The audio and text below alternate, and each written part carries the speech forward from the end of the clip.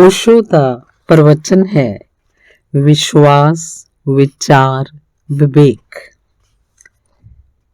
एक मित्र ने पूछा, ओशो की विचार करना ही जीवन का मकसद है ते की विचार नाल ही जीवन के सच का अनुभव हो सकता है। विचार प्रक्रिया है, विचार पौड़ी है ते पौड़ी दे नाल एक अद्भुत गल है जो समझ लैनी चाहिए है। बहुत घट लोग हैं जिहड़े समझ सकते हैं बड़े सीधे सच्चां नूं भी। पौड़ी दे नाल एक अद्भुत सच है कि जे उपर पहुंचना होवे मकान दे तो पौड़ी उत्ते चढ़ना भी पैंदा है ते उतरना भी पैंदा है। पौड़ी उत्ते पैर भी रखने पैंदे हन ते फिर पौड़ी नूं छड्डना भी पैंदा है। जे कोई कहे कि पौड़ी उत्ते असीं चढ़ांगे जरूर लेकिन फिर पौड़ी तो उतरांगे नहीं, तां भी वो आदमी मकान दे उपर नहीं पहुंच सकेगा। ते कोई जे कहे कि जदों उतरना ही है पौड़ी तो तां चढ़न दी लोड़ ही की है, तां वो आदमी भी मकान दे उपर नहीं पहुंच सकेगा। मैं सुनिया है एक स्टेशन ते ट्रेन खड़ी सी ते हरिद्वार वाल जांदी सी। हज़ारां लोग गड्डी च बैठ रहे सन ते पूरे स्टेशन उत्ते एक ही आवाज़ सी कि किसी तरह गड्डी दे अंदर बैठो, समान अंदर पहुंचाओ, सीटां मल्लो, जगह बनाओ। एक मित्र नूं कुछ लोग घेर के समझा रहे सन। वो मित्र ये पुछ रहा सी कि इस ट्रेन च बैठन दा फायदा ही की है, जदों हरिद्वार उतरना ही पएगा, जदों उतरना ही है तां बैठिए ही क्यों। ते दलील ओदी सच सी, तर्क ओदा ठीक सी।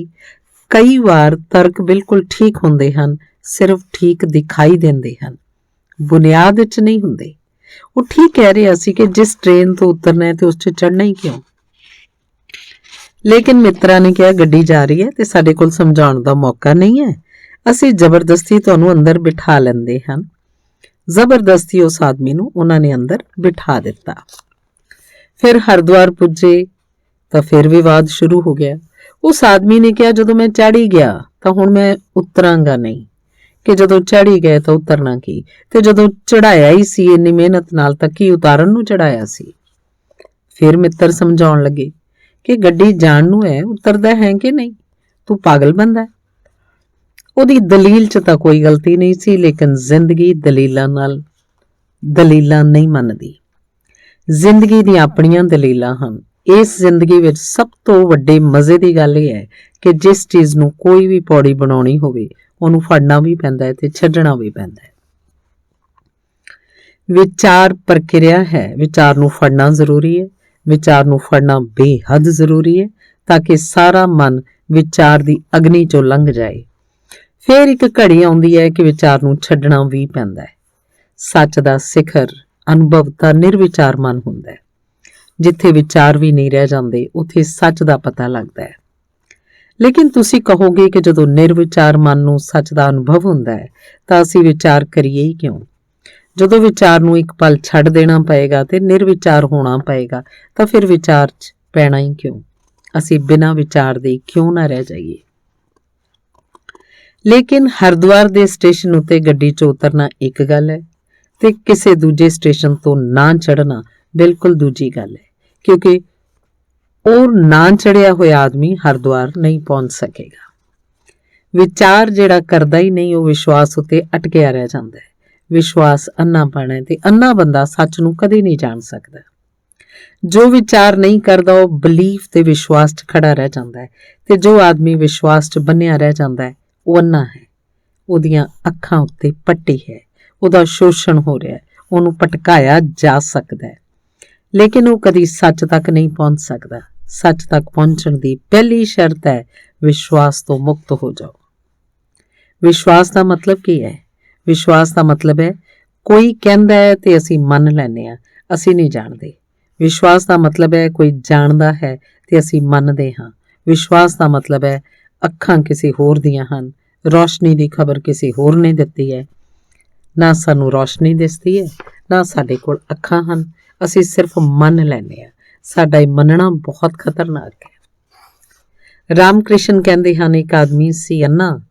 उस अन्ने आदमी नूं कुछ मित्रां ने एक दिन खाने का सद्दा दिता।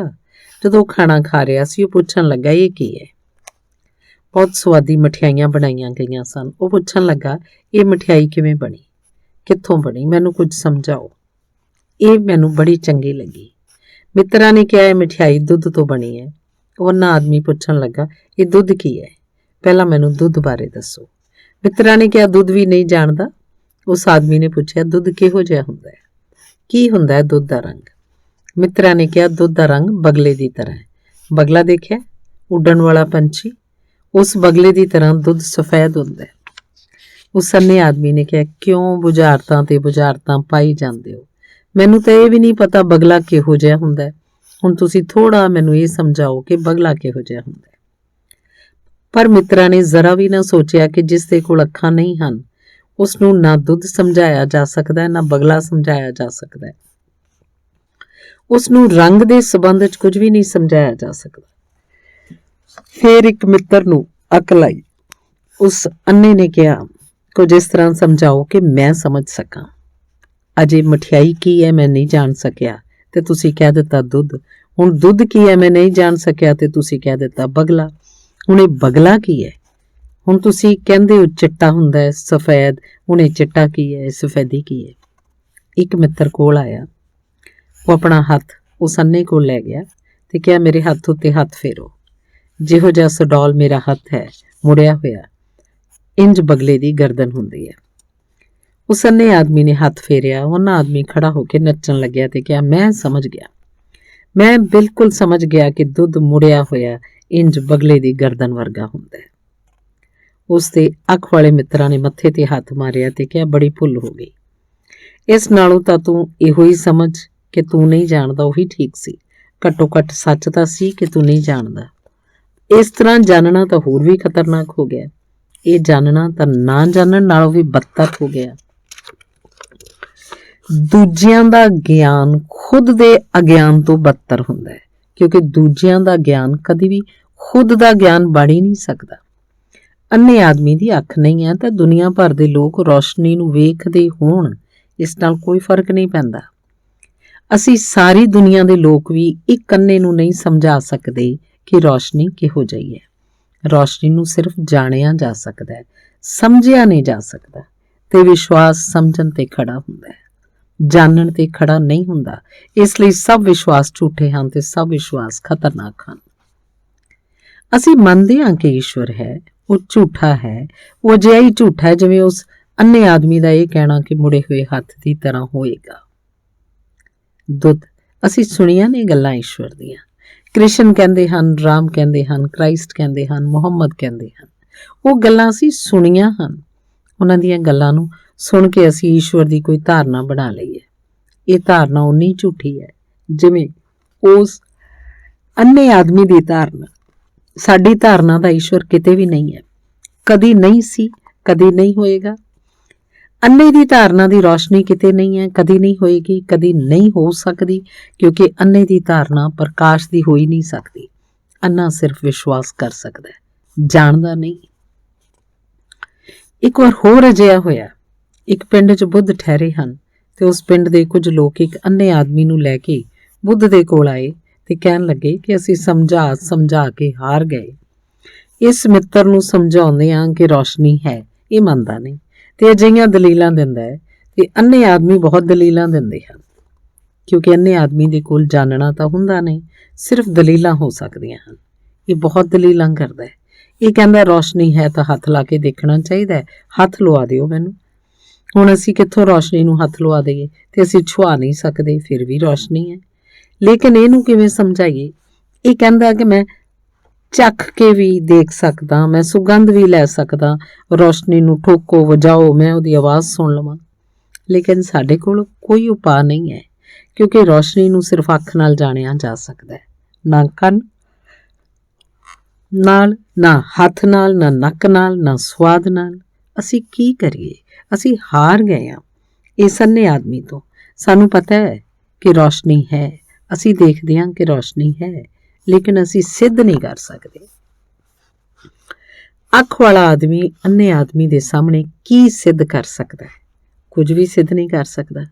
ਹਾਂ, ਅੰਨਾ ਮੰਨਣ ਨੂੰ ਰਾਜ਼ੀ ਹੋ ਜਾਏ ਤਾਂ ਗੱਲ ਦੂਜੀ ਹੈ ਤੇ ਅੰਨਾ ਮੰਨਣ ਨੂੰ ਰਾਜ਼ੀ ਹੋ ਜਾਏ ਤਾਂ ਗਲਤੀ ਕਰਦਾ ਹੈ, ਕਿਉਂਕਿ ਜਿਸ ਚੀਜ਼ ਨੂੰ ਮੰਨਣ ਨੂੰ ਉਹ ਰਾਜ਼ੀ ਹੋ ਰਿਹਾ ਹੈ ਉਹਨੂੰ ਉਹਨੇ ਜਾਣਿਆ ਨਹੀਂ ਤੇ ਮੰਨਣ ਨਾਲ ਕਦੀ ਗਿਆਨ ਵੀ ਨਹੀਂ ਹੋ ਸਕਦਾ। ਬੁੱਧ ਨੇ ਕਿਹਾ, ਮੇਰੇ ਕੋਲ ਇਸ ਨੂੰ ਲਿਆਈ ਹੋ। ਜੇ ਮੈਂ ਵੀ ਅੰਨਾ ਹੁੰਦਾ ਤਾਂ ਮੈਂ ਵੀ ਇਹੋ ਕਹਿੰਦਾ ਕਿ ਮੈਂ ਛੂ ਕੇ ਦੇਖਣਾ ਚਾਹੁੰਦਾ।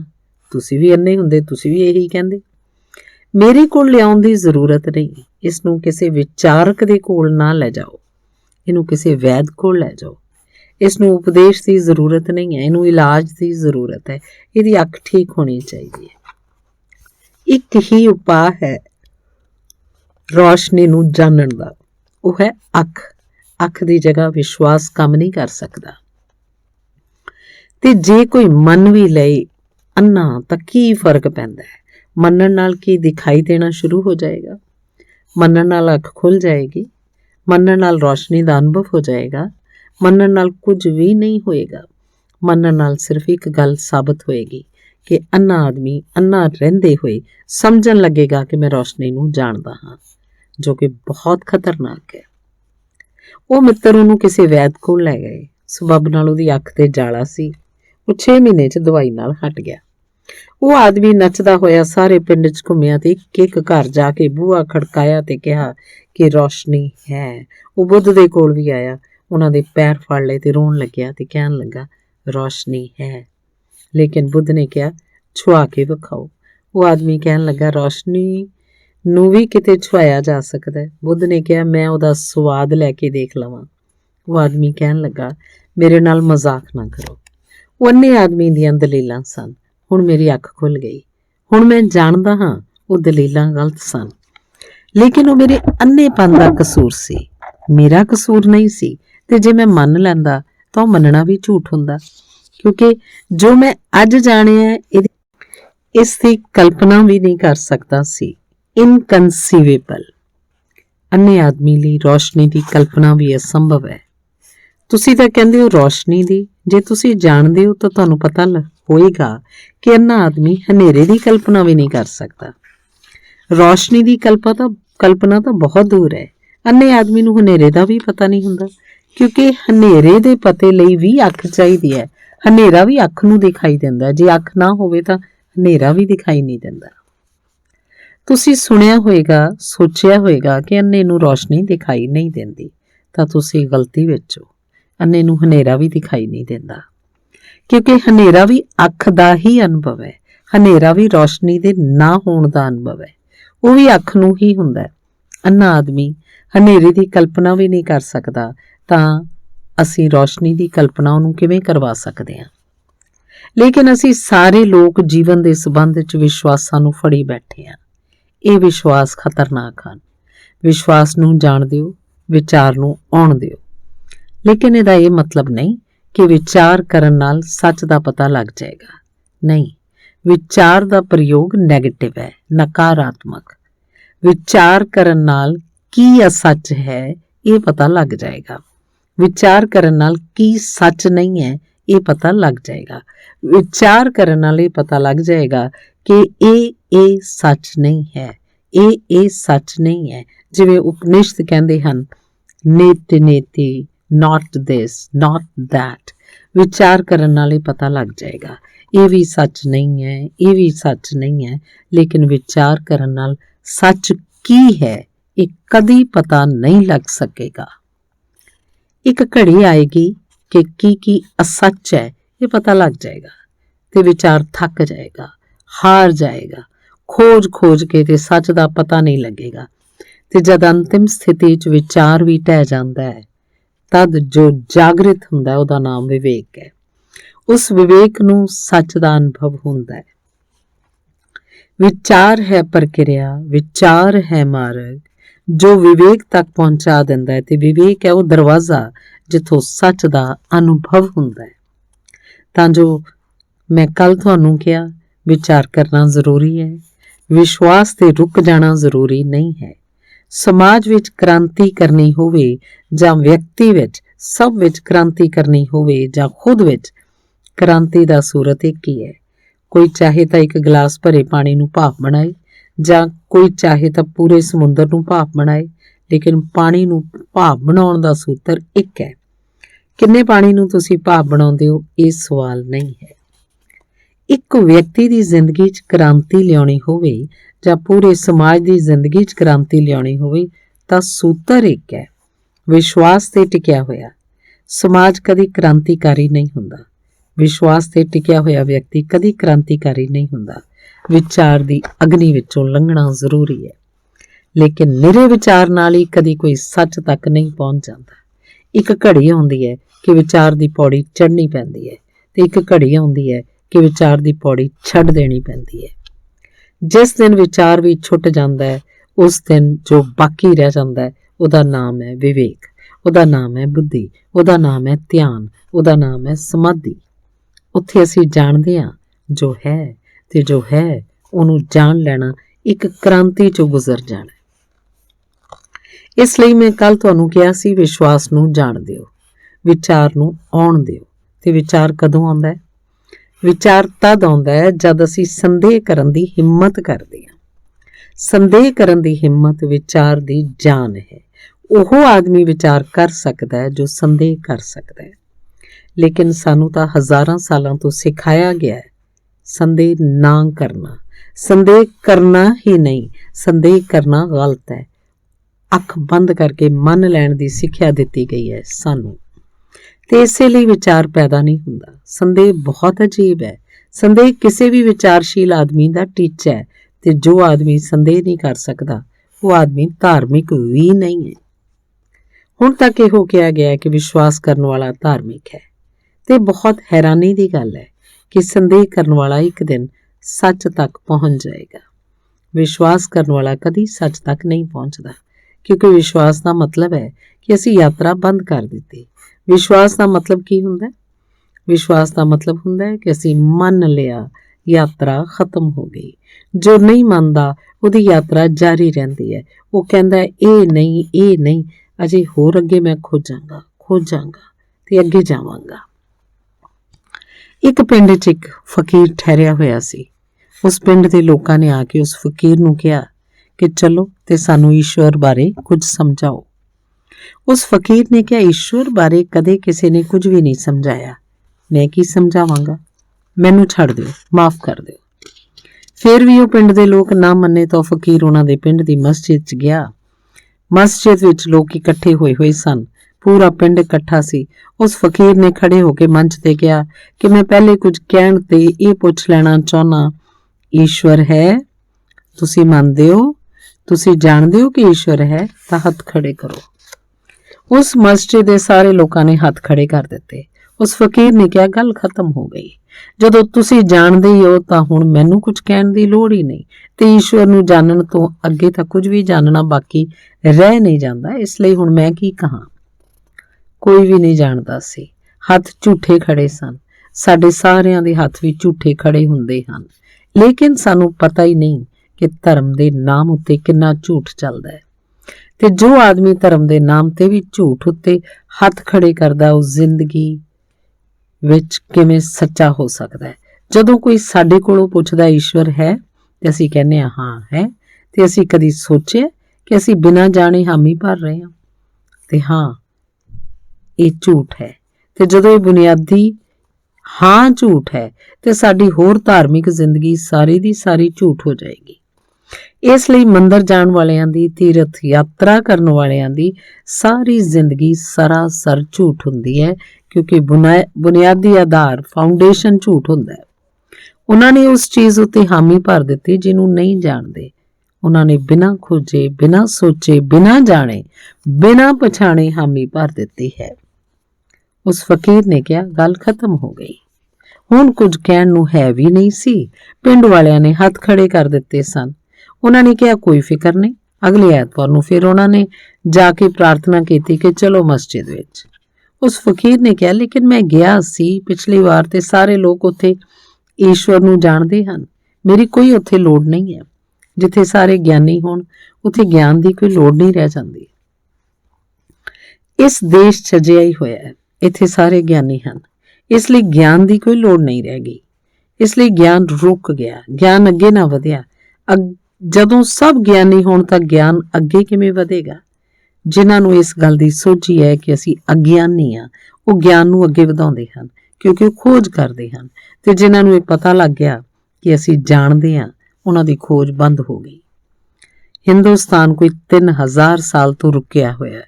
ਉਹਦਾ ਗਿਆਨ ਅੱਗੇ ਨਹੀਂ ਵੱਧਦਾ ਕਿਉਂਕਿ ਸਭ ਗਿਆਨੀ ਹੋ ਚੁੱਕੇ ਹਨ। ਅਗਿਆਨੀ ਗਿਆਨ ਨੂੰ ਅੱਗੇ ਵਧਾਉਂਦੇ ਹਨ। ਜਿਨ੍ਹਾਂ ਨੂੰ ਸੋਝੀ ਹੈ ਕਿ ਅਗਿਆਨ ਹੈ, ਅਸੀਂ ਨਹੀਂ ਜਾਣਦੇ, ਉਹ ਜਾਣਨ ਦੀ ਕੋਸ਼ਿਸ਼ ਕਰਦੇ ਹਨ, ਤੇ ਜਿਨ੍ਹਾਂ ਨੂੰ ਪਤਾ ਹੈ ਕਿ ਸਭ ਜਾਣ ਲਿਆ ਗਿਆ ਹੈ, ਉਹ ਰੁਕ ਜਾਂਦੇ ਹਨ, ਜਿਉਂਦੇ ਹਨ, ਮਰਦੇ ਹਨ, ਲੇਕਿਨ ਗਿਆਨ 'ਚ ਕੋਈ ਵਾਧਾ ਨਹੀਂ ਹੁੰਦਾ। ਉਸ ਫਕੀਰ ਨੇ ਕਿਹਾ, ਕੀ ਕਰਾਂਗਾ ਮੈਂ ਜਾ ਕੇ? ਲੇਕਿਨ ਉਹ ਲੋਕ ਕਹਿਣ ਲੱਗੇ, ਅਸੀਂ ਹੋਰ ਲੋਕ ਹਾਂ। ਉਹ ਤੈਅ ਕਰਕੇ ਆਏ ਸਨ ਕਿ ਹੁਣ ਬਦਲਣ ਦੇ ਸਿਵਾ ਕੋਈ ਰਾਹ ਨਹੀਂ ਹੈ। ਉਹਨਾਂ ਕਿਹਾ, ਅਸੀਂ ਪਿੰਡ ਦੇ ਦੂਜੇ ਲੋਕ ਹਾਂ, ਅਸੀਂ ਉਹ ਲੋਕ ਨਹੀਂ ਜੋ ਪਿਛਲੀ ਵਾਰ ਆਏ ਸਨ। ਉਸ ਫਕੀਰ ਨੇ ਕਿਹਾ, ਚਿਹਰੇ ਤਾਂ ਪਛਾਣੇ ਜੇ ਲੱਗਦੇ ਹਨ, ਲੇਕਿਨ ਠੀਕ ਹੈ, ਧਾਰਮਿਕ ਆਦਮੀ ਦਾ ਕੋਈ ਭਰੋਸਾ ਨਹੀਂ, ਕਦੀ ਵੀ ਬਦਲ ਸਕਦਾ ਹੈ। ਹੁਣੇ ਗੀਤਾ ਪੜ੍ਹ ਰਿਹਾ ਸੀ, ਹੁਣੇ ਛੁਰਾ ਕੱਢ ਸਕਦਾ ਹੈ, ਹੁਣੇ ਕੁਰਾਨ ਪੜ੍ਹ ਰਿਹਾ ਮਸਜਿਦ ਵਿੱਚ, ਤੇ ਦੇਖੋ ਤਾਂ ਬਹੁਤ ਭੋਲਾ ਲੱਗਦਾ ਹੈ, ਥੋੜੀ ਦੇਰ 'ਚ ਮਕਾਨ ਨੂੰ ਅੱਗ ਲਾ ਸਕਦਾ ਹੈ ਨਿਕਲ ਕੇ। ਧਾਰਮਿਕ ਆਦਮੀ ਦਾ ਕੋਈ ਭਰੋਸਾ ਨਹੀਂ ਹੈ। ਤਥਾ ਕਥਿਤ ਧਾਰਮਿਕ ਆਦਮੀ ਤੋਂ ਜ਼ਿਆਦਾ ਬੇਈਮਾਨ ਤੇ ਡਿਸਓਨੈਸਟ ਵਿਅਕਤੀ ਲੱਭਣਾ ਔਖਾ ਹੈ, ਲੇਕਿਨ ਅਸੀਂ ਇਹਨੂੰ ਧਾਰਮਿਕ ਆਦਮੀ ਕਹਿੰਦੇ ਹਾਂ। ਅਧਾਰਮਿਕ ਆਦਮੀ ਵਿੱਚ ਵੀ ਇੱਕ ਓਨੈਸਟੀ, ਇੱਕ ਸਿੰਸੈਰਿਟੀ ਹੁੰਦੀ ਹੈ। ਧਾਰਮਿਕ ਆਦਮੀ ਵਿੱਚ ਉਹ ਵੀ ਨਹੀਂ ਹੁੰਦੀ। ਨਾਸਤਿਕ ਵਿੱਚ ਵੀ ਇੱਕ ਤਰ੍ਹਾਂ ਦੀ ਤਾਕਤ ਤੇ ਸੱਚਾਈ ਹੁੰਦੀ ਹੈ, ਆਸਤਿਕ 'ਚ ਉਹ ਵੀ ਨਹੀਂ ਹੁੰਦੀ। ਇਸੇ ਲਈ ਤਾਂ ਨਾਸਤਿਕਾਂ ਦੇ ਨਾਮ ਉੱਤੇ ਦੁਨੀਆ 'ਚ ਕੋਈ ਪਾਪ ਨਹੀਂ ਹੈ। ਕੋਈ ਨਾ ਮਕਾਨ ਨੂੰ ਅੱਗ ਲਾਉਂਦਾ, ਨਾ ਕਿਸੇ ਦਾ ਕਤਲ ਕਰਦਾ, ਲੇਕਿਨ ਆਸਤਿਕਾਂ ਦੇ ਨਾਮ ਉੱਤੇ ਇੰਨੇ ਕਤਲ ਤੇ ਇੰਨੇ ਪਾਪਾਂ ਦਾ ਸਿਲਸਿਲਾ ਹੈ ਕਿ ਜੇ ਕੋਈ ਸੋਚੇ ਤਾਂ ਹੈਰਾਨ ਹੋਏਗਾ ਕਿ ਸੋਚੋ ਤਾਂ ਭਗਵਾਨ ਨੂੰ ਕਹੇ ਕਿ ਇਹ ਦੁਨੀਆ ਕਦੋਂ ਨਾਸਤਿਕ ਹੋ ਜਾਏ। ਅਜਿਹਾ ਕੋਈ ਉਪਾਅ ਕਰੋ, ਨਹੀਂ ਤਾਂ ਇਹ ਪਾਪ ਤੇ ਅਪਰਾਧ ਬੰਦ ਨਹੀਂ ਹੋਣਗੇ। ਇਹ ਹੈਰਾਨੀ ਦੀ ਗੱਲ ਹੈ। ਉਸ ਫਕੀਰ ਨੇ ਕਿਹਾ, ਠੀਕ ਹੈ, ਤੁਸੀਂ ਪੱਕੇ ਧਾਰਮਿਕ ਲੱਗਦੇ ਹੋ, ਬਦਲ ਗਏ, ਮੈਂ ਆਵਾਂਗਾ। ਲੋਕ ਚਲੇ ਗਏ ਵਾਪਸ। ਉਹ ਮਸਜਿਦ 'ਚ ਪਹੁੰਚ ਗਿਆ। ਉਹ ਮੰਚ ਤੇ ਖੜਾ ਹੋਇਆ। ਲੋਕਾਂ ਨੇ ਤੈਅ ਕਰ ਰੱਖਿਆ ਸੀ ਕਿ ਅੱਜ ਜਦੋਂ ਉਹ ਪੁੱਛੇਗਾ ਤਾਂ ਕਹਿਣਾ, ਅਸੀਂ ਨਹੀਂ ਜਾਣਦੇ। ਫਕੀਰ ਨੇ ਪੁੱਛਿਆ, ਈਸ਼ਵਰ ਹੈ, ਮੰਨਦੇ ਹੋ? ਉਹਨਾਂ ਨੇ ਕਿਹਾ, ਨਾ ਈਸ਼ਵਰ ਹੈ, ਨਾ ਅਸੀਂ ਮੰਨਦੇ ਹਾਂ, ਨਾ ਅਸੀਂ ਜਾਣਦੇ ਹਾਂ, ਹੁਣ ਬੋਲੋ। ਫਕੀਰ ਨੇ ਕਿਹਾ, ਗੱਲ ਖਤਮ ਹੋ ਗਈ। ਜੇ ਹੈ ਹੀ ਨਹੀਂ, ਉਹਦੇ ਸਬੰਧ ਵਿੱਚ ਬੋਲਣਾ ਵੀ ਕੀ ਹੋਇਆ? ਗੱਲ ਹੀ ਮੁੱਕ ਗਈ। ਤੇ ਫਕੀਰ ਨੇ ਕਿਹਾ ਕਿ ਤੁਸੀਂ ਸੋਚਦੇ ਹੋ ਕਿ ਤੁਸੀਂ ਮਾਮਲਾ ਬਦਲ ਲਿਆ, ਤੁਸੀਂ ਬਦਲਿਆ ਨਹੀਂ। ਉਸ ਵਾਰ ਵੀ ਤੁਸੀਂ ਗਿਆਨ ਦਾ ਦਾਅਵਾ ਕੀਤਾ ਸੀ ਕਿ ਅਸੀਂ ਜਾਣਦੇ ਹਾਂ, ਹੁਣ ਵੀ ਤੁਸੀਂ ਗਿਆਨ ਦਾ ਦਾਅਵਾ ਕਰ ਰਹੇ ਹੋ ਕਿ ਨਹੀਂ ਹੈ। ਨਹੀਂ ਹੈ ਈਸ਼ਵਰ, ਇਹ ਵੀ ਗਿਆਨ ਦਾ ਹੀ ਦਾਅਵਾ ਹੈ। ਇਹ ਵੀ ਤੁਸੀਂ ਕਹਿੰਦੇ ਹੋ ਕਿ ਅਸੀਂ ਜਾਣਦੇ ਹਾਂ ਕਿ ਈਸ਼ਵਰ ਨਹੀਂ ਹੈ। ਖੈਰ, ਗੱਲ ਖਤਮ ਹੋ ਗਈ ਹੈ। ਤੁਸੀਂ ਗਿਆਨੀ ਹੋ ਤੇ ਮੈਂ ਕੁਝ ਵੀ ਨਹੀਂ ਕਰ ਸਕਦਾ। ਗਿਆਨੀਆਂ ਨਾਲ ਕੁਝ ਵੀ ਨਹੀਂ ਕੀਤਾ ਜਾ ਸਕਦਾ। ਗਿਆਨੀਆਂ ਤੋਂ ਜ਼ਿਆਦਾ ਮਰੇ ਹੋਏ ਲੋਕ ਨਹੀਂ ਹੁੰਦੇ। ਪੰਡਤ ਤੋਂ ਜ਼ਿਆਦਾ ਵਿਅਰਥ ਆਦਮੀ ਨਹੀਂ ਹੁੰਦਾ, ਕਿਉਂਕਿ ਜਿਸ ਨੂੰ ਵੀ ਇਹ ਭਰਮ ਪੈਦਾ ਹੋ ਜਾਂਦਾ ਹੈ ਕਿ ਮੈਂ ਜਾਣਦਾ ਹਾਂ, ਉਸ 'ਚ ਜੀਵਨ ਨਸ਼ਟ ਹੋ ਜਾਂਦਾ ਹੈ। ਕਿਉਂਕਿ ਜੀਵਨ ਪਰਿਵਰਤਨ ਹੈ। ਜੀਵਨ ਹੋਰ ਜਾਣਨ ਦੀ ਖੋਜ ਹੈ, ਹੋਰ ਜਾਣਨ ਦੀ, ਤੇ ਅਨੰਤ ਖੋਜ ਹੈ। ਕਦੀ ਅਜਿਹਾ ਪਲ ਨਹੀਂ ਆਉਂਦਾ ਕਿ ਕੋਈ ਕਹੇ ਕਿ ਬਸ ਜਾਣਨਾ ਖਤਮ ਹੋ ਗਿਆ। ਫਕੀਰ ਤਾਂ ਚਲਾ ਗਿਆ। ਪਿੰਡ ਦੇ ਲੋਕ ਬਹੁਤ ਪਰੇਸ਼ਾਨ ਹੋਏ। ਇਹ ਆਦਮੀ ਕਿਹੋ ਜਿਹਾ ਹੈ, ਹੁਣ ਅਸੀਂ ਕੀ ਕਰੀਏ? ਲੇਕਿਨ ਇਸ ਆਦਮੀ ਨੇ ਰਸ ਪੈਦਾ ਕਰ ਦਿੱਤਾ ਸੀ ਤੇ ਲੱਗਦਾ ਸੀ ਕਿ ਇਹ ਕੁਝ ਕਹੇਗਾ ਤਾਂ ਅਰਥਪੂਰਨ ਹੋਏਗਾ, ਕਿਉਂਕਿ ਉਹਦੇ ਦੋਵੇਂ ਗੈਸਚਰ, ਦੋਵੇਂ ਵਾਰ ਉਹਦਾ ਇਹ ਕਹਿਣਾ ਬਹੁਤ ਅਰਥਪੂਰਨ ਲੱਗਦਾ ਸੀ। ਗੱਲ ਤਾਂ ਸੱਚ ਕਹਿ ਰਿਹਾ ਸੀ, ਲੇਕਿਨ ਹੁਣ ਅਸੀਂ ਕੀ ਕਰੀਏ? ਉਹਨਾਂ ਕੋਲ ਆਖਰ ਇੱਕ ਹੀ ਉਪਾਅ ਬਚਿਆ ਸੀ, ਤੀਜਾ ਬਦਲ। ਇੱਕ ਵਾਰ ਕਿਹਾ ਸੀ ਹਾਂ, ਇੱਕ ਵਾਰ ਕਿਹਾ ਸੀ ਨਹੀਂ। ਹੁਣ ਕੁਝ ਦੋਹਾਂ ਦੇ ਵਿਚਕਾਰ ਕੋਈ ਸਮਝੌਤਾ ਕਰਨ ਦਾ ਰਾਹ ਸੀ। ਉਹ ਫੇਰ ਗਏ ਤੀਜੀ ਵਾਰ। ਫਕੀਰ ਨੇ ਕਿਹਾ, ਕਿਉਂ ਭਾਈ? ਉਹਨਾਂ ਨੇ ਕਿਹਾ, ਅਸੀਂ ਫੇਰ ਆਏ ਹਾਂ ਪ੍ਰਾਰਥਨਾ ਕਰਨ, ਲੇਕਿਨ ਅਸੀਂ ਤੀਜੇ ਲੋਕ ਹਾਂ। ਲੇਕਿਨ ਉਸਨੇ ਕਿਹਾ, ਮਿੱਤਰੋ, ਚਿਹਰੇ ਤਾਂ ਬਿਲਕੁਲ ਪਛਾਣੇ ਹੋਏ ਲੱਗਦੇ ਹਨ। ਉਹਨਾਂ ਨੇ ਕਿਹਾ ਕਿ ਇਹ ਤੁਹਾਡੀ ਗਲਤੀ ਹੈ, ਤੁਹਾਡਾ ਭਰਮ ਹੈ। ਅਸੀਂ ਤੀਜੇ ਲੋਕ ਹਾਂ, ਪਿੰਡ ਵੱਡਾ ਹੈ, ਅਸੀਂ ਪੁੱਛਣ ਆਏ ਹਾਂ, ਤੁਸੀਂ ਚੱਲੋ। ਫਕੀਰ ਗਿਆ। ਉਹ ਮੰਚ ਤੇ ਖੜਾ ਹੋ ਗਿਆ। ਉਹਨੇ ਫਿਰ ਸਵਾਲ ਕੀਤਾ, ਈਸ਼ਵਰ ਹੈ ਕਿ ਨਹੀਂ? ਮਸਜਿਦ ਦੇ ਲੋਕਾਂ ਨੇ ਤੈਅ ਕੀਤਾ ਸੀ ਕਿ ਅੱਧੇ ਲੋਕ ਕਹਿਣਗੇ ਹੈ, ਅੱਧੇ ਲੋਕ ਕਹਿਣਗੇ ਨਹੀਂ ਹੈ। ਅੱਧੇ ਲੋਕਾਂ ਨੇ ਹੱਥ ਖੜੇ ਕਰ ਦਿੱਤੇ ਕਿ ਈਸ਼ਵਰ ਹੈ, ਅਸੀਂ ਜਾਣਦੇ ਹਾਂ, ਅਸੀਂ ਆਸਤਿਕ ਹਾਂ। ਤੇ ਅੱਧੇ ਲੋਕਾਂ ਨੇ ਕਿਹਾ, ਅਸੀਂ ਤਾਂ ਨਿਰੇ ਨਾਸਤਿਕ ਹਾਂ, ਅਸੀਂ ਨਹੀਂ ਮੰਨਦੇ, ਹੁਣ ਤੁਸੀਂ ਬੋਲੋ। ਫਕੀਰ ਨੇ ਕਿਹਾ, ਕਿਹੋ ਜਿਹੇ ਪਾਗਲ ਹੋ? ਜੋ ਜਾਣਦੇ ਹਨ ਕਿ ਉਹ ਉਹਨਾਂ ਨੂੰ ਦੱਸ ਦੇਣ, ਜੋ ਨਹੀਂ ਜਾਣਦੇ। ਮੇਰੀ ਕੀ ਲੋੜ ਹੈ? ਮੈਨੂੰ ਇੱਥੇ ਬੁਲਾਉਣ ਦਾ ਕੀ ਮਕਸਦ ਹੈ? ਮੈਨੂੰ ਤੁਸੀਂ ਕਿਸ ਲਈ ਬੁਲਾ ਕੇ ਲਿਆਏ ਹੋ?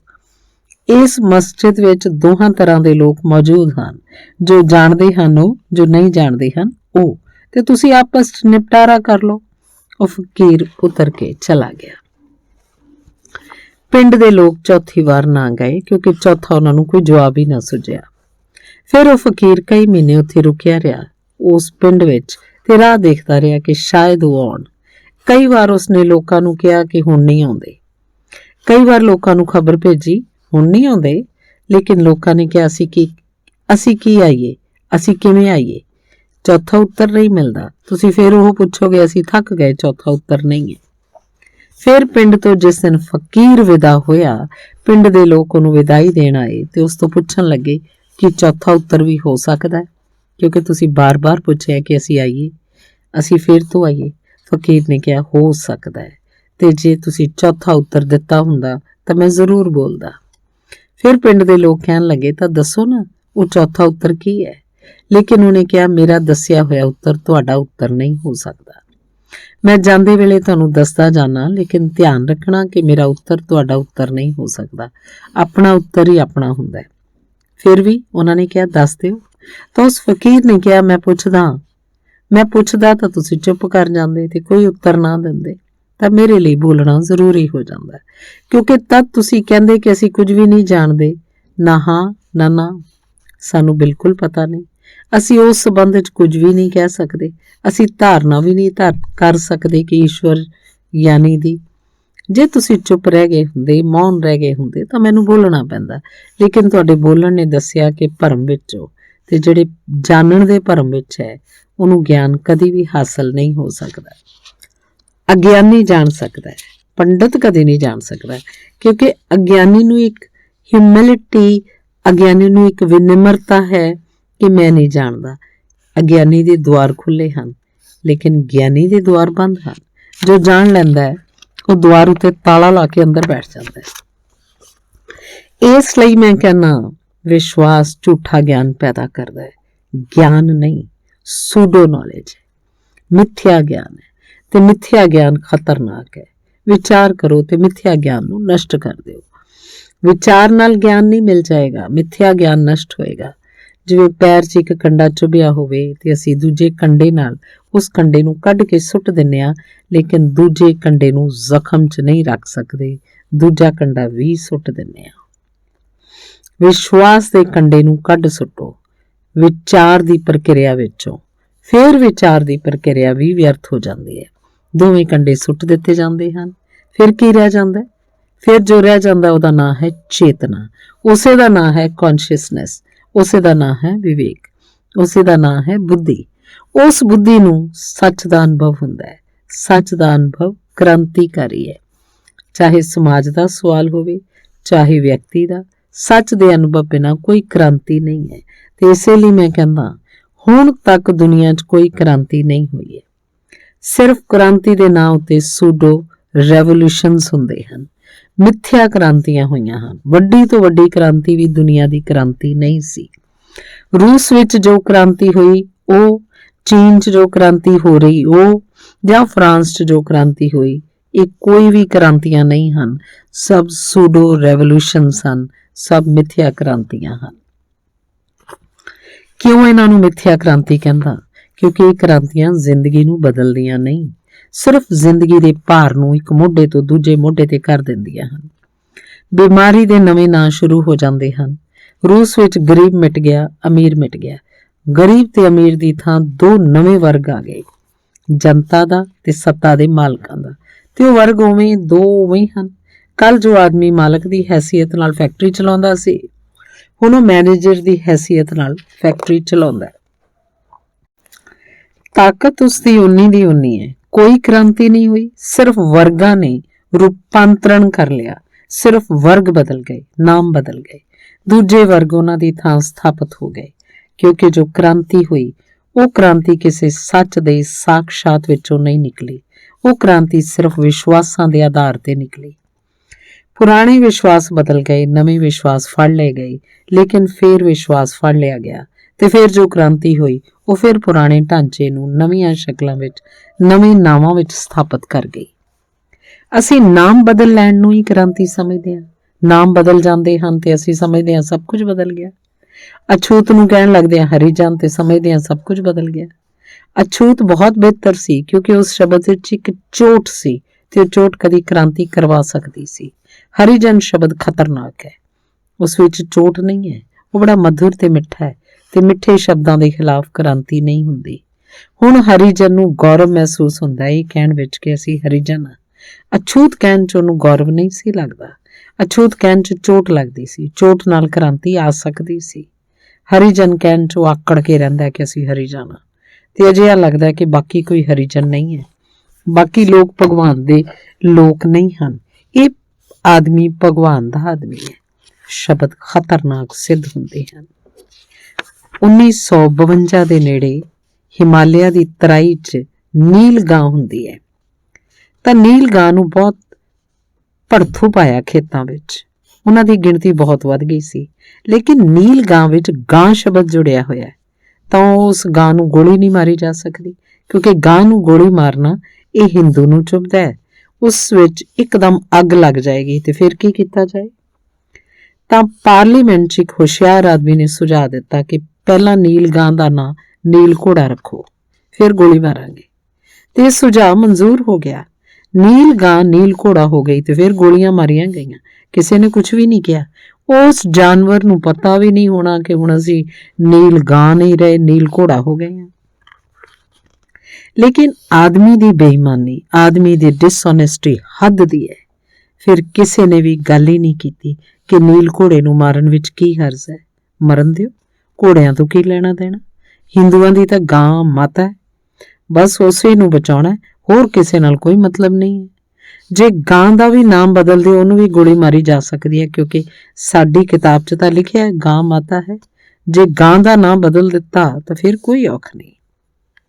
ਇਹ ਜੋ ਆਦਮੀ ਦਾ ਦਿਮਾਗ ਹੈ ਇਹ ਕ੍ਰਾਂਤੀ ਨਹੀਂ ਕਰਦਾ, ਇਹ ਸ਼ਬਦਾਂ ਨੂੰ ਬਦਲਦਾ ਹੈ, ਵਰਗਾਂ ਦੇ ਨਾਮ ਬਦਲਦਾ ਹੈ, ਹੇਠਾਂ ਦੀ ਚੀਜ਼ ਉੱਪਰ ਕਰਦਾ ਹੈ, ਇਸ ਨੁੱਕਰ ਦੀ ਚੀਜ਼ ਉਸ ਨੁੱਕਰ 'ਚ ਰੱਖਦਾ ਹੈ ਤੇ ਸੋਚਦਾ ਹੈ। ਕ੍ਰਾਂਤੀ ਹੈ ਇਹ, ਕ੍ਰਾਂਤੀ ਵਰਾਂਤੀ ਨਹੀਂ ਹੈ। ਨਵੀਂ ਜਮਾਵਟ ਪੈਦਾ ਕਰ ਲੈਂਦਾ ਤੇ ਕਹਿੰਦਾ ਕ੍ਰਾਂਤੀ ਹੋ ਗਈ। ਕ੍ਰਾਂਤੀ ਤਦ ਤੱਕ ਨਹੀਂ ਹੋਏਗੀ ਮਨੁੱਖ ਦੇ ਜਗਤ ਵਿੱਚ ਜਦ ਤੱਕ ਵਿਚਾਰ ਦੀ ਸਮੁੱਚੀ ਸ਼ਕਤੀ ਜੀਵਨ ਨੂੰ ਘੇਰ ਨਾ ਲਏ, ਵਿਚਾਰ ਦੀ ਅੱਗ ਨਾ ਫੜ ਲਏ। ਅਸੀਂ ਜੀਵਨ ਦੇ ਇੱਕ ਇੱਕ ਮੁੱਲ ਨੂੰ ਸੰਦੇਹ ਨਾ ਕਰਨ ਲੱਗੀਏ ਤੇ ਸੰਦੇਹ ਦੀ ਅੱਗ ਵਿੱਚ ਸਭ ਸੜ ਜਾਏ ਤੇ ਵਿਵੇਕ ਜਾਗਰਤ ਹੋਵੇ। ਉਸ ਵਿਵੇਕ ਤੋਂ ਆਏਗੀ ਕ੍ਰਾਂਤੀ।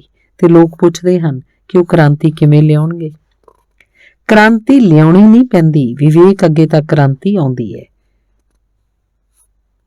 ਕ੍ਰਾਂਤੀ ਵਿਵੇਕ ਦੀ ਕੌਨਸੀਕੁਐਂਸ ਹੈ।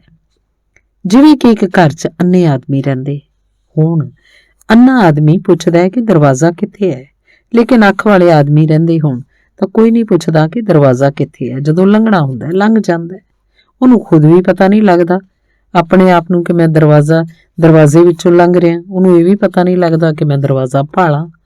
ਅੱਖਾਂ ਦੇਖਦੀਆਂ ਹਨ, ਆਦਮੀ ਦਰਵਾਜ਼ੇ ਵਿੱਚੋਂ ਲੰਘ ਜਾਂਦਾ ਹੈ। ਦਰਵਾਜ਼ੇ ਵਿੱਚੋਂ ਨਿਕਲਣਾ ਦੇਖਣ ਵਾਲੇ ਆਦਮੀ ਲਈ ਇੰਨਾ ਸਹਿਜ ਹੈ, ਲੇਕਿਨ ਅੰਨਾ ਆਦਮੀ ਪੁੱਛਦਾ ਹੈ ਦਰਵਾਜ਼ਾ ਕਿੱਥੇ ਹੈ, ਖੱਬੇ ਜਾਂ ਸੱਜੇ, ਸੋਟੀ ਕਿੱਥੇ ਹੈ ਮੇਰਾ ਹੱਥ ਫੜੋ, ਮੈਂ ਕੰਧ ਨਾਲ ਨਾ ਜਾ ਵੱਜਾਂ। ਅੰਨਾ ਆਦਮੀ ਇਹ ਵੀ ਪੁੱਛ ਸਕਦਾ ਹੈ। ਅਸੀਂ ਜੇ ਉਹਨੂੰ ਕਹੀਏ ਕਿ ਜਦੋਂ ਤੇਰੀ ਅੱਖ ਠੀਕ ਹੋ ਜਾਏਗੀ ਤਾਂ ਤੈਨੂੰ ਲੱਕੜੀ ਦੀ ਲੋੜ ਨਹੀਂ ਰਹੇਗੀ, ਉਹ ਕਹੇਗਾ ਇੰਜ ਕਿਵੇਂ ਹੋ ਸਕਦਾ ਹੈ, ਫਿਰ ਮੈਂ ਦਰਵਾਜ਼ਾ ਕਿਵੇਂ ਭਾਲਾਂਗਾ। ਅੰਨਾ ਆਦਮੀ ਇਹ ਵੀ ਕਹਿ ਸਕਦਾ ਹੈ ਕਿ ਅਸੀਂ ਜੇ ਉਹਨੂੰ ਕਹੀਏ ਕਿ ਜਦੋਂ ਤੇਰੀ ਅੱਖ ਠੀਕ ਹੋ ਜਾਏਗੀ ਤਾਂ ਤੂੰ ਬਸ ਬਿਨਾਂ ਪੁੱਛੇ ਦਰਵਾਜ਼ੇ 'ਚੋਂ ਲੰਘ ਸਕੇਗਾ, ਉਹ ਕਹੇਗਾ ਇੰਜ ਕਿਵੇਂ ਹੋ ਸਕਦਾ ਹੈ, ਬਿਨਾਂ ਪੁੱਛੇ ਕੋਈ ਕਿਵੇਂ ਲੰਘ ਸਕਦਾ ਹੈ। ਮਨੁੱਖ ਪੁੱਛਦਾ ਹੈ ਕ੍ਰਾਂਤੀ ਕਿਵੇਂ ਹੋਏਗੀ। ਮੈਂ ਨਹੀਂ ਕਹਿੰਦਾ ਕ੍ਰਾਂਤੀ ਕਿਵੇਂ ਹੋਏਗੀ, ਇਹ ਸਵਾਲ ਨਹੀਂ ਹੈ। ਸਵਾਲ ਇਹ ਹੈ ਕਿ ਉਹ ਕ੍ਰਾਂਤੀ ਕਰਨ ਵਾਲੇ ਤੱਤ ਅੰਦਰੋਂ ਜਾਗ ਜਾਣ, ਫੇਰ ਕ੍ਰਾਂਤੀ ਹੋ ਜਾਂਦੀ ਹੈ। ਫਿਰ ਤੁਸੀਂ ਉਹੀ ਆਦਮੀ ਹੋ ਹੀ ਨਹੀਂ ਸਕਦੇ। ਤੁਸੀਂ ਉਹ ਆਦਮੀ ਜੋ ਤੁਸੀਂ ਸੀ, ਤੁਹਾਨੂੰ ਚੀਜ਼ਾਂ ਦਿਖਾਈ ਦੇਣ ਲੱਗਦੀਆਂ ਹਨ ਤੇ ਕੋਈ ਆਦਮੀ ਦੇਖਦੇ ਹੋਏ ਸਿਰ ਨਹੀਂ ਮਾਰਦਾ ਕੰਧਾਂ ਨਾਲ, ਕੋਈ ਆਦਮੀ ਨਹੀਂ ਮਾਰਦਾ। ਜਿਸ ਆਦਮੀ ਦਾ ਵਿਵੇਕ ਜਾਗ ਜਾਏਗਾ ਉਸੇ ਦਿਨ ਉਹ ਹਿੰਦੂ ਨਹੀਂ ਰਹਿ ਜਾਏਗਾ, ਉਸੇ ਦਿਨ ਉਹ ਮੁਸਲਮਾਨ ਨਹੀਂ ਰਹਿ ਜਾਏਗਾ। ਕਿਉਂਕਿ ਹਿੰਦੂ ਤੇ ਮੁਸਲਮਾਨ ਅੰਨੇ ਆਦਮੀ ਦੇ ਲੱਛਣ ਹਨ। ਉਸ ਦਿਨ ਉਹ ਸਿਰਫ ਆਦਮੀ ਰਹਿ ਜਾਏਗਾ ਤੇ ਉਹ ਇਹ ਨਹੀਂ ਪੁੱਛੇਗਾ ਕਿ ਮੈਂ ਹਿੰਦੂ ਹੋਣਾ ਕਿਵੇਂ ਭੁੱਲਾਂ, ਮੈਂ ਮੁਸਲਮਾਨ ਹੋਣਾ ਕਿਵੇਂ ਬੰਦ ਕਰਾਂ। ਉਸ ਆਦਮੀ ਨੂੰ ਦਿਸ ਜਾਏਗਾ ਇਹ ਕੰਧਾਂ ਸਨ, ਦਰਵਾਜ਼ੇ ਨਹੀਂ ਸਨ ਜਿਨ੍ਹਾਂ ਨਾਲ ਟਕਰਾਉਂਦੇ ਸੀ, ਸਿਰ ਪਾਟਦੇ ਸਨ, ਖੂਨ ਵਹਿੰਦਾ ਸੀ, ਹੋਰ ਕੁਝ ਵੀ ਨਹੀਂ ਹੁੰਦਾ ਸੀ। ਨਾ ਹਿੰਦੂ ਨਾਲ ਕੋਈ ਮਤਲਬ ਹੈ ਧਰਮ ਦਾ, ਨਾ ਮੁਸਲਮਾਨ ਨਾਲ, ਨਾ ਜੈਨ ਨਾਲ। ਧਾਰਮਿਕ ਆਦਮੀ ਹਿੰਦੂ, ਮੁਸਲਮਾਨ ਤੇ ਜੈਨ ਕਿਵੇਂ ਹੋ ਸਕਦਾ ਹੈ? ਧਾਰਮਿਕ ਆਦਮੀ ਸਿਰਫ ਆਦਮੀ ਹੋ ਸਕਦਾ ਹੈ ਤੇ ਜੇ ਧਾਰਮਿਕ ਆਦਮੀ ਹੋਵੇ ਤਾਂ ਭਾਰਤ ਤੇ ਪਾਕਿਸਤਾਨ ਬੱਚਿਆਂ ਦੀ ਖੇਡ ਲੱਗਣ ਲੱਗ ਪੈਣਗੇ। ਜ਼ਮੀਨ ਕਿਤੇ ਵੰਡੀ ਹੋਈ ਨਹੀਂ ਹੈ, ਸਿਰਫ ਨਕਸ਼ਿਆਂ 'ਚ ਵੰਡੀ ਹੈ। ਧੰਨਵਾਦ।